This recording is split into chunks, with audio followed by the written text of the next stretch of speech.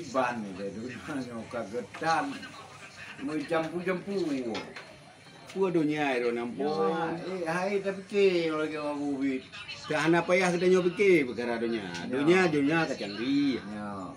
Baik tangi yang itu dunia taru tagonyo, tagu tagoje, dimdawa tagoje, talah ponyo, talah poje.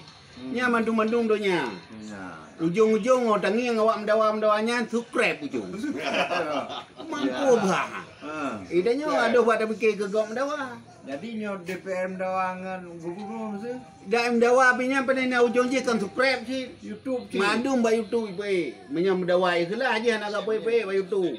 Menya aku petupat urusan segala waktu urusan. Anak ya pe YouTube. Nya pegah begini, pegah begitu gelam je akhir je ka subscribe ujung. Subscribe ujung. Mah jauh dah nyo. Nya tanya mendawa yang mumang urang yang hana yo subscribe-nya.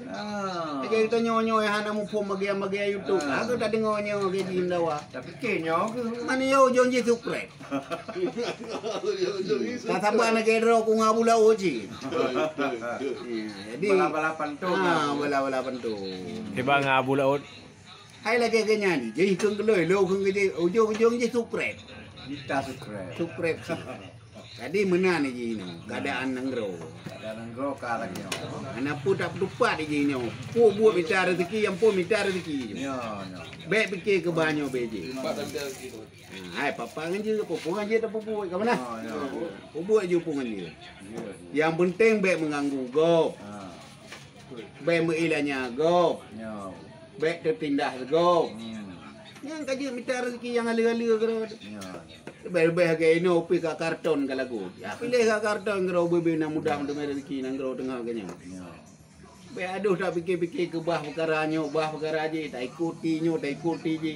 Ikau pakai je subscribe je. Subscribe lah mau. Kamu nah? Yo. Ke baik je. Subscribe je. Kita nya mumang le. Minta rezeki ro. Dia lagi deng kubah deng parkir je. Cocok. Ya mana.